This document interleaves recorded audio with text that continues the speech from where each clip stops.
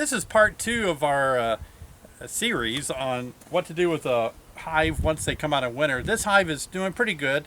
It's a mating nook that kind of just did better. I thought they would die out, just a handful of bees. But they did well. I fed them a pollen patty in the winter and they kept going. Now some of them have died in the lower cluster. So I want to show you what it looks like when the upper cluster did well, the lower cluster died out. So what I'll do is I'll smoke them a little bit more. They do seem to be a very gentle today.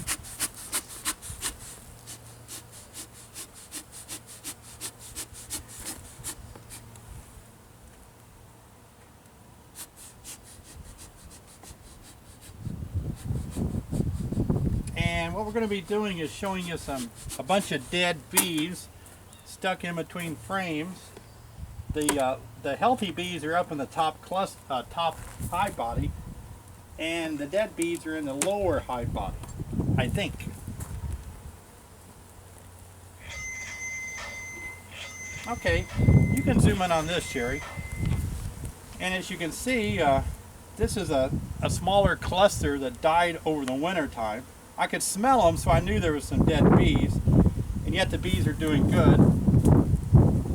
And when we do this, you can see the bees are kind of wanting to come into the same spot they were coming in, but now everything's messed up, so bees are kind of flighty for a minute. But what I'll do is just try to scrape these bees off.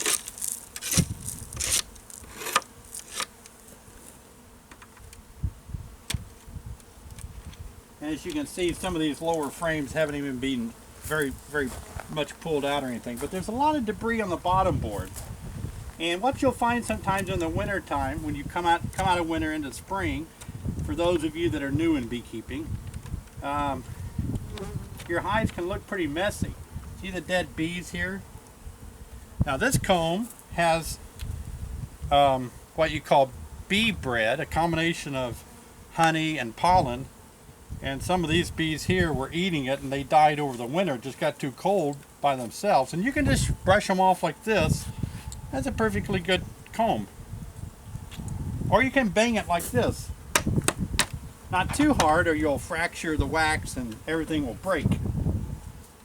But stay with me just for a moment. Let me knock out some dead bees. Some people ask me, what if it's moldy and green and slimy? And well, you have to make a decision then. Sometimes I do reuse it if it's not real bad. There's no moisture in this hive at all. It's really in good shape. The white stuff you see is my sugar candy board they've just been dribbling down as they eat it. That's about the worst of it, I think. Alright, so what I'll do now is I put one foot.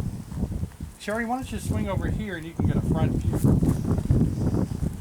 I'm going to open this bottom deep up and show you how you clean off the bottom board, because normally when you come out of winter, the bottom board is pretty messy with dead bees. That's a normal thing that happens. So I put one foot on the bottom board and just pick this deep off and set it aside. And as you can see, this is the bottom board that has all the dead bees on it. And it is quite smelly. It's not foul brood because there's no brood in the hive. But so what I do then is I just shake it off on the ground, let some, I guess your chickens might eat that, Sherry. You take your hive tool, be careful not to damage the screen.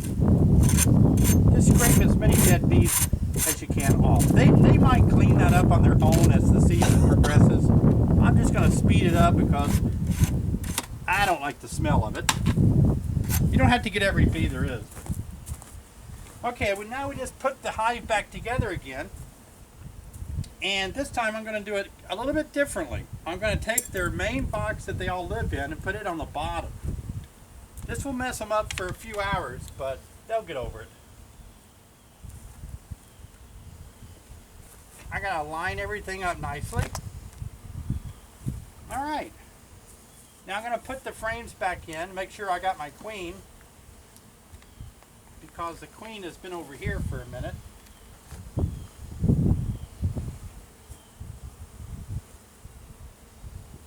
Yep, there she is. So I'll put her in. And I'll put my last frame back in.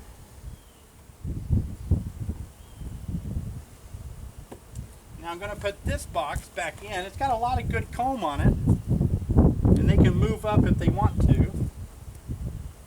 I probably should go ahead and give them this pollen patty back, and the rest of this sugar patty.